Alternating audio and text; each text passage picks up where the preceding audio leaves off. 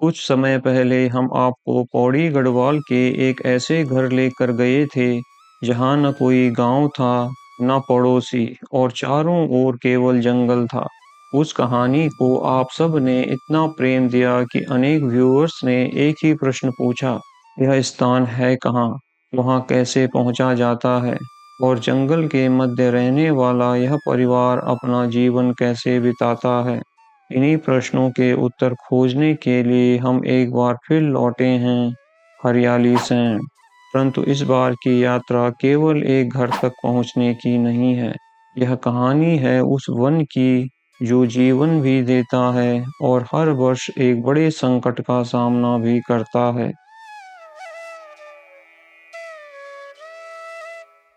यह है पौड़ी गढ़वाल का पोखरी गांव।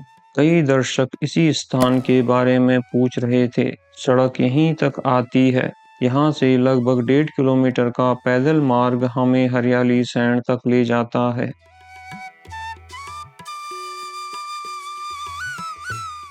कभी कभी किसी स्थान की वास्तविक कहानी उसके सौंदर्य में नहीं, उसके संघर्ष में छिपी होती है। पहाड़ों के मध्य बसे इस शांत जंगल को देखकर कदाचित ही कोई कल्पना कर सके कि हर वर्ष यही जंगल एक ऐसे संकट का सामना करता है जो कुछ ही घंटों में वर्षों की प्राकृतिक संपदा को राख में बदल सकता है। किंतु उस कहानी तक पहुंचने से पहले हमें पहुंचना होगा हरियाली सैंड।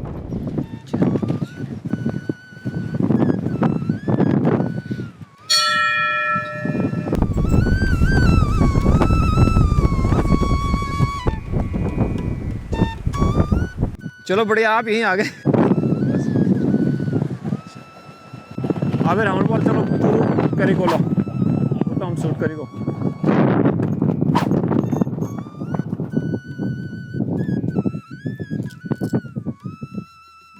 लगातार 15 दिन से बारिश हो रही है आजकल।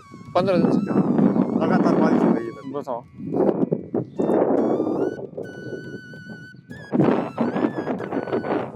लोगों को बहुत अच्छी लगी आपकी जगह, नहीं है? हाँ जी। सब उसकी मतलब प्रशंसा कर रहे थे यार, बहुत अच्छी जगह, अप्रिशिएट कर रहे थे सारे लोग। पिछले वीडियो के पश्चात अनेक व्यूअर्स ने इच्छा व्यक्त की थी कि वे स्वयं इस स्थान को देखना चाहते हैं, नेचर के मध्य कुछ दिन बिताना चाहते हैं। उन सब के लिए एक गुड न्यूज़ है, यहाँ एक होम स्टे का निर्माण किया जा रहा है। अब 1-2 महीना में ये तक हो जाएगा चालू। हाँ सही है। तो कितने कमरे बन रहे हैं इसमें? इसमें 3 कमरे हैं। 3 कमरे।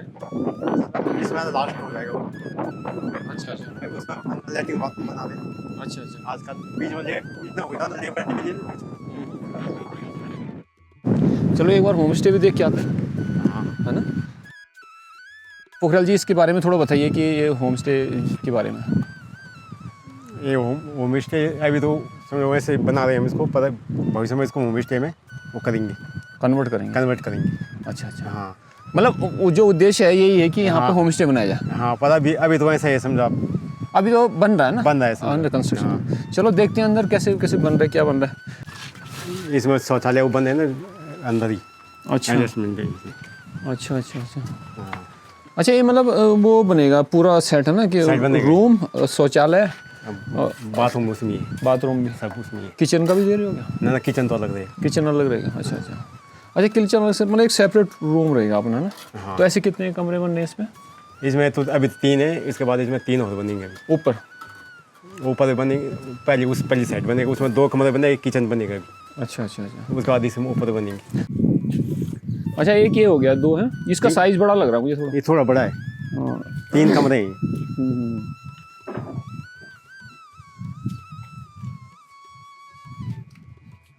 अच्छा, चलो बढ़िया। पर यहाँ पर जो मतलब एक बार आ गया ना, हाँ। उसको तो उसके लिए तो स्वर्ग है। अब यहाँ हुआ है सबसे बड़ी बात ये जो है ना यहाँ पे, जो ये है ना यहाँ पे, हाँ। ये खुला, ये ऐसा चाहिए होता लोगों को।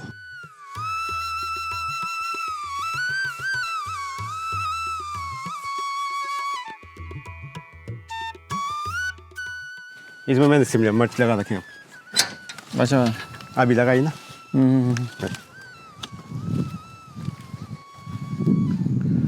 अच्छा, ये अभी लगाया आपने? हाँ। ये स्प्रिंकलर सिस्टम है ना? हाँ। ड्रिप वाली। ड्रिप वाली, अच्छा। आलू लगा रखे मैंने बरसाती। अच्छा, बरसाती। हाँ, तो कुछ पे आपने मल्चिंग शीट क्या इस पे लगा रखी है? ये तो मिर्च के लिए। अच्छा, मिर्च की लगा रखी इसमें ऐसा होता है ना, जैसे एक दो निराई गुटाई की बचत होती है है। हाँ। और इस पे क्यों नहीं डाला आपने मल्चिंग? ये तो आलू है ना, आलू पे भी पड़ जाता है? आलू में नहीं होता है। ये इसमें ऐसा होता है कि जैसे जहाँ पानी की कमी है तो इसमें पानी की बचत होती है, क्योंकि पानी का वाष्पीकरण नहीं होता है मल्चिंग में। तो ये आपको सरकारी सहायता से मिला है अपने ना ना, खरीद रखे मैंने। खरीदा है आपका? अच्छा। फिर इसमें उत्पादन दोगुना होता है। हाँ। जो खा रहेगा वो केवल पौधा ही खाएगा बस। हाँ, ऐसे कोई ही। खरपतवार कुछ नहीं। हाँ, खरपतवार इसमें बचत है ना, निराई गुटाई की कई चीज़ें की बचत है। पानी, वो सब हाँ। बहुत सारी चीजें हैं। हाँ, तो ये कहाँ से मंगाते हो आप इनको, ये जो मल्चिंग शीट जो है? ये मैंने वहाँ से मंगाई थी, हल्द्वानी से। वहाँ से आई ऑनलाइन करते हो क्या ऑर्डर? हाँ, वहाँ से उन्होंने डाली रामनगर, ये बस में जो पड़ी आती है, तब पावों से मैं लाए उनको। जुलाई अगस्त में ये आपक लगी जा फिर भाई? नहीं, लगा रखा है। इसे लगी हुई है? हाँ जुलाई अगस्त में पकड़ दी? हाँ।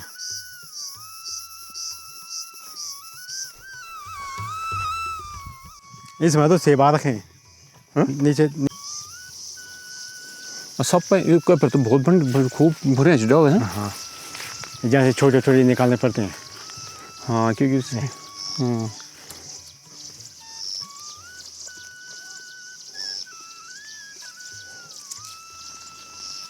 वो थोड़ा डिफरेंट टाइप का जो है ना, वो दूसरी वैरायटी है ना, दूसरी वैरायटी ना। क्या अलग अलग वैरायटी थी नहीं। वो ऊपर वाला अलग है, वो गोल्डन है, जो थोड़ा पीला पीला दिखाना से। अच्छा। हाँ, वो पीला पीला ना। हाँ, ये इनके ना होने वाले पर ये जो बीच डांडा दाग पड़े ना। अरे हाँ, तो फिर डांड से बचाना जरूरी था ना।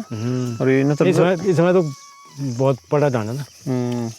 न तो पता क्या आज की ये फिर वो डिफेक्टिव मालूम आ जाना ना, जब आप प्रोडक्शन कर ले फुल।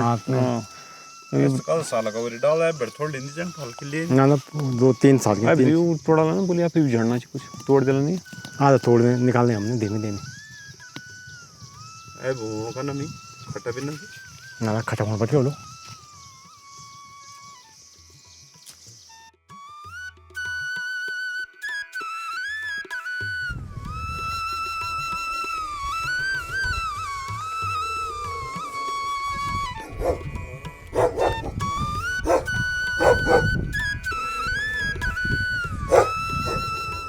पहली दृष्टि में यह घर किसी चित्र जैसा लगता है, किंतु यह केवल एक घर नहीं है, यह एक जीवन शैली है। एक ऐसा जीवन जहाँ प्रकृति केवल दृश्य नहीं है, बल्कि दिनचर्या का भाग है। प्रातःकाल का आरंभ पक्षियों के संगीत से होता है और रात्रि का सन्नाटा जंगल की उपस्थिति का बोध कराता है। महानगरों के कोलाहल से दूर यहाँ जीवन की गति अलग है, धीमी किंतु संतुलित।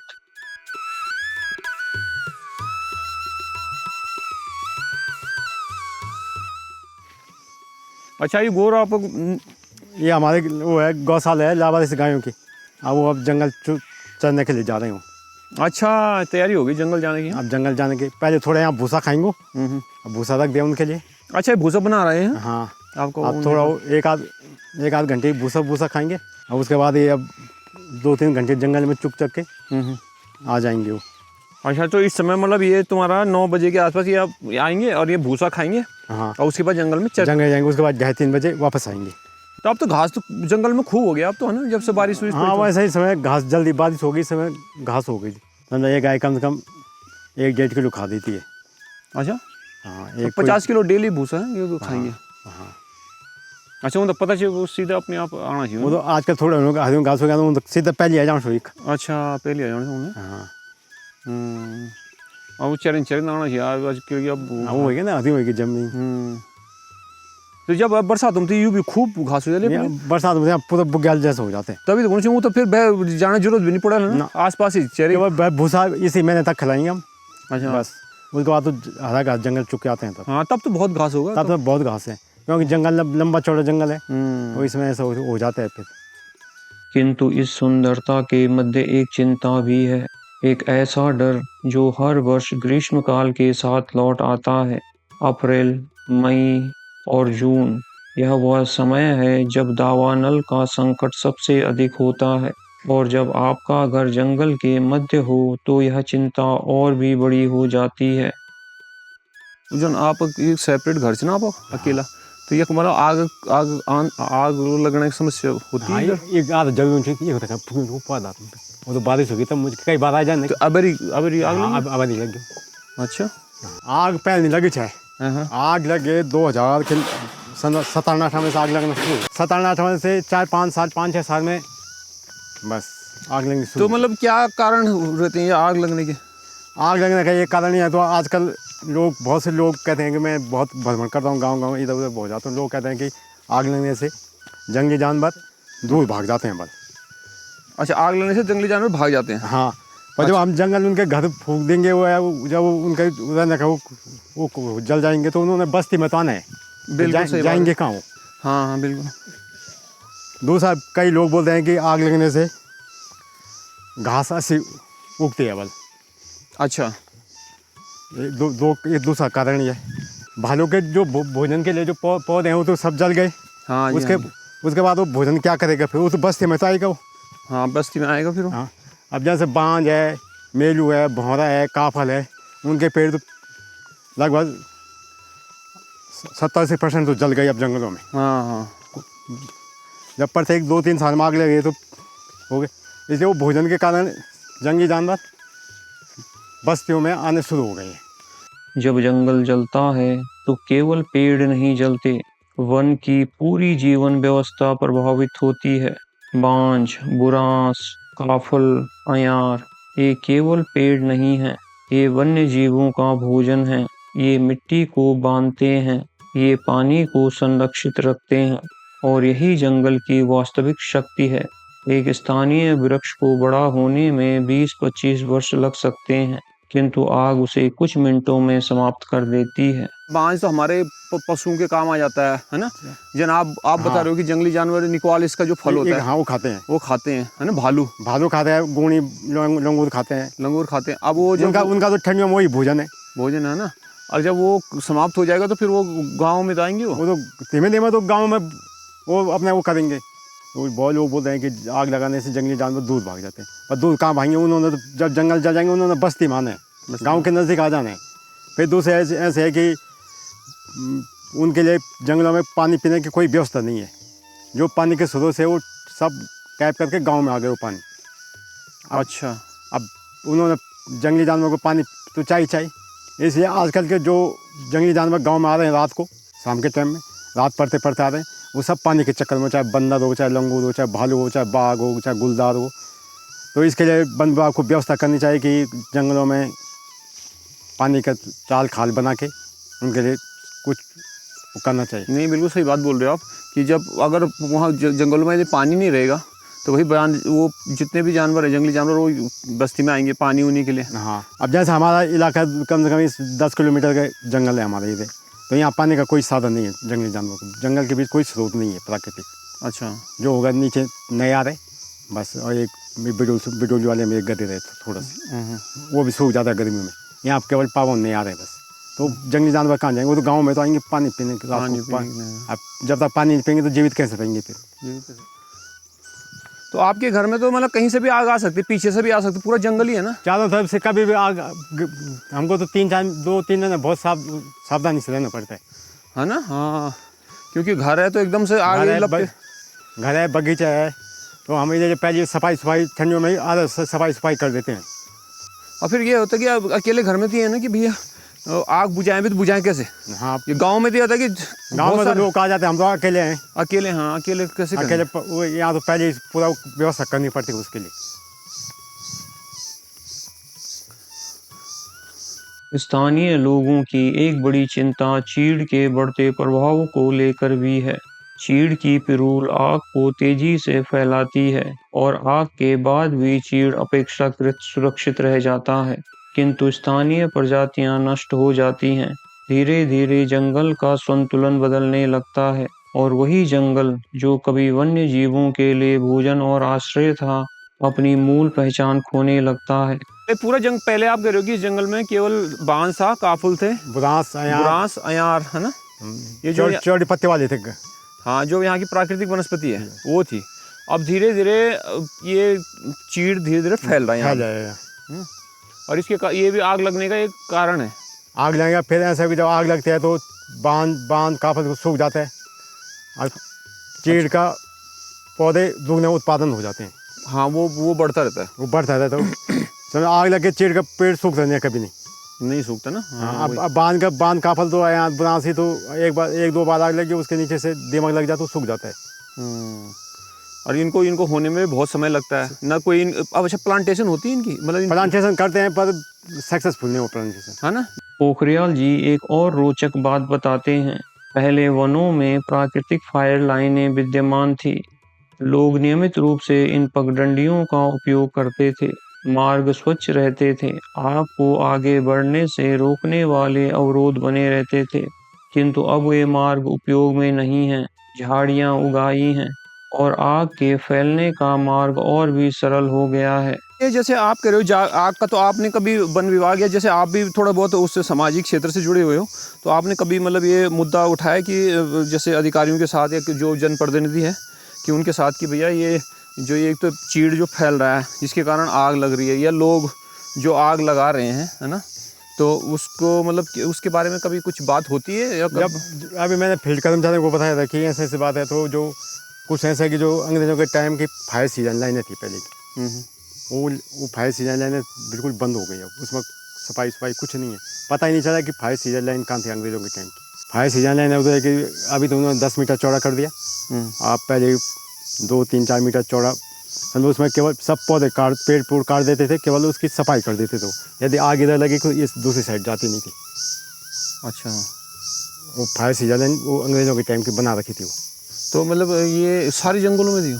हाँ, सब केवल हमारे यहाँ अभी मैंने फील्ड कर्मचारी बता रहे थे कि केवल एक दमदेवा रेंज में बन रही है बस। अब बन रही है। हाँ, वो यहाँ नागदेव रेंज में नहीं हुई बस, पर उस पर अब कोई ध्यान नहीं दे रहा है। अच्छा, पता ही नहीं चल रहा है कि वो लाइन थी कहाँ थी क्या थी।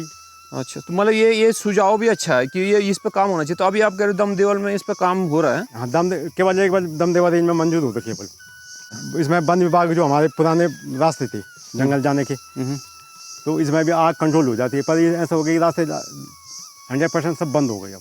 हाँ, जब से सड़क को कोई आने जाने कोई आई नहीं, उसमें सफाई हो जाए, उसकी झाड़ी काट दी जाए तो 2-3-4 फीट चौड़े रास्ते हों, आग में से भी कंट्रोल हो जाती है उसमें। हाँ, ये भी आप सही बोल रहे हो। हाँ, कि जो हमारे सफाई पुराने करके, रास्ते थे, हाँ, तो उसमें आग कंट्रोल हो जाती है। ये जैसा सारे ये रास्ता है, तो फिर इस साइड आग लग गई थी इसमें, इस साइड को। अब इस रास्ते में जंगलात वालों ने, गाँव वालों ने सफाई की तो इस पूरा जंगल बच गया था। अच्छा, हाँ, ये वाला रास्ते से इधर आग लग गई थी इसमें। अच्छा, इधर लग गई थी आग। हाँ, तो यहाँ पूरा सफाई की रोड तक, तो ये वाला साइड पूरा बच गया था। हाँ, क्योंकि ये आगे इधर कंट्रोल हो गई थी। मतलब 6 फीट चौड़ी है लगभग, है ना, 5-6 फीट। हाँ, 4-5 फीट 4-5 फीट। हाँ, क्योंकि बीच में बिल्कुल साफ सफाई करी, क्योंकि रास्ते में सफाई करने के लिए, आग को कंट्रोल करने के लिए अच्छा साधन है ना। हाँ, नहीं बिल्कुल। अब चट्टान में जाएंगे तो कोई गिर गया, कुछ हुई, यहाँ 2-3 घटना हो गई इसमें वन विभाग में कि उनका एक वाचारी गिर गए चट्टान से, मर गए वहीं चमोली में। जो ये रास्ते बना रखे सब अंग्रेजों के टाइम के हैं। हाँ, कि तब आग भी कंट्रोल करने के लिए ये बढ़िया कर रखा। नहीं, ये बहुत सही बात बताई आपने कि ये होना चाहिए आग को पहाड़ में इसको कंट्रोल करने के लिए। 10% यानी कि मानव की गलती से लग जाती है उसमें, किसने बीड़ी पे दी, किसने कुछ कर दिया। वो अलग चीज़ है, वो अलग चीज़ है, वो अलग चीज़ है, वो गलती से लग गई।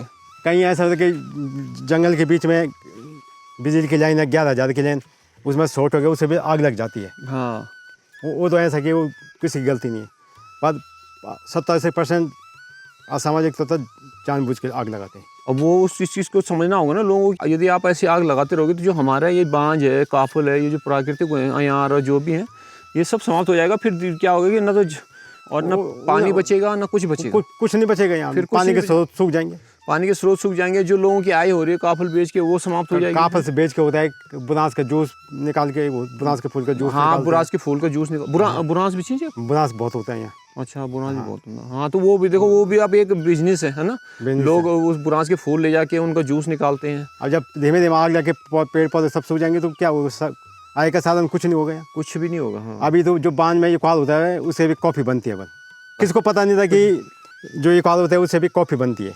हाँ। और यहाँ कोठारी जी हैं द्वारिका ब्लॉक में, उसमें वो उसको बनाते हैं। 15 फरवरी से 15 जून का समय अनेक पक्षियों का प्रजनन काल होता है। वे घोंसले बनाते हैं, अपने बच्चों को पालते हैं, किंतु इसी समय जंगल की आग भी लगती है और अनेक घोंसले नष्ट हो जाते हैं। कई बार पूरा जीवन चक्र ही टूट जाता है। यह हानि हमें दिखाई नहीं देती, किंतु प्रकृति उसे वर्षों तक अनुभव करती है। जीव जंतु मर जाते हैं, कोई चिड़िया मर जाते हैं। हाँ, कई अब ऐसा हो कि अधिकतर उनके सीजन होता है चिड़ियों का, हाँ। अंडे बच्चे करने के लिए बच्चे देते हैं। हाँ, हाँ, तो यदि यदि ऐसे आग लगते रहेगी तो धीमे धीमे उनके भी लुप्त हो जाएंगे।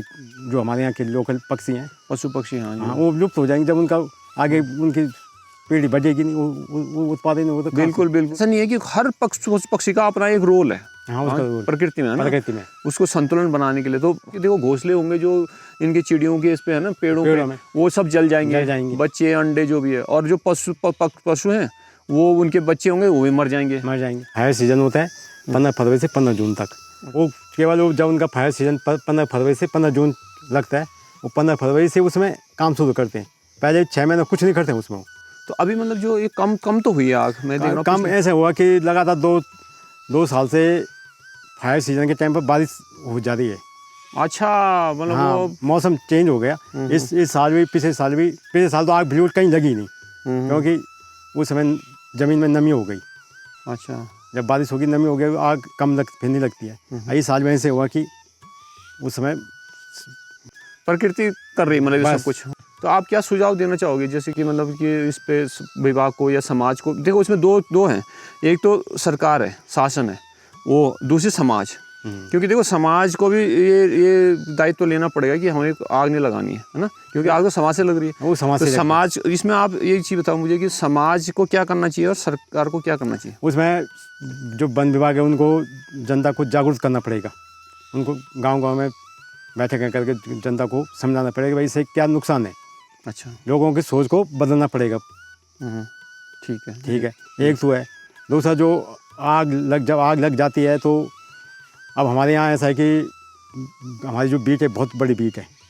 अब वहाँ मायाखाल से बिडोली जाने में 1 घंटा लग जाएगा कर्मचारियों को, फील्ड कर्मचारियों को। अच्छा, अब 1 घंटे पहले आग लग गई, जब तक उनको सूचना मिलेगी तब तक वो आग 2-3 किलोमीटर फैल जाएगी, फिर कंट्रोल कैसे होगी? अच्छा, ठीक है। जहाँ हमेशा जहाँ से आग लगती है वहाँ पहले उसको कंट्रोल करना मतलब चाहिए। सावधानी वहाँ पर पहले वो करना चाहिए कि जहाँ पर जो कारण बनता है, हाँ। जहाँ से आग फैलती है, उस पर कैसे कंट्रोल किया जाए, कहाँ उस इलाको को कैसा किया जाए पहले। और समाज के लिए आप क्या बोलना चाहते हैं? समाज के जो ऐसा है कि उनको जागरूकता करना पड़ेगा, उनको उनकी सोच को पूरा बदलना पड़ेगा। हाँ, कि भाई आग लगाने से क्या हानि है, प्रदूषण फैलता है, पानी के स्रोत सूख जाएंगे, जंगली जानवर, यदि जंगल में आग लग गई तो वो गाँव की तरफ अपने आप मुड़ कर देंगे। जब उनको जंगल में खाने को कुछ नहीं मिलेगा, है नहीं। हाँ जी, जब सब पेड़ पौधे सूख जाएंगे तो क्या खाएंगे वो? क्या खाएंगे? इस यात्रा में हमने केवल एक घर नहीं देखा, हमने उस जीवन को देखा जो आज भी प्रकृति के साथ संतुलन बनाकर जी रहा है, और हमने उस संकट को भी समझा जो हर वर्ष इन जंगलों की परीक्षा लेता है। वन केवल वृक्षों का समूह नहीं है, वे असंख्य जीवों का घर, नदियों का आधार और हमारी आने वाली पीढ़ियों की धरोहर है। इसलिए उनकी रक्षा केवल वन विभाग का नहीं, हम सबका दायित्व है। यदि आपने अभी तक हरियाली सैंड की हमारी पहली वीडियो नहीं देखी तो एंड स्क्रीन पर आ रही वीडियो पर क्लिक करें।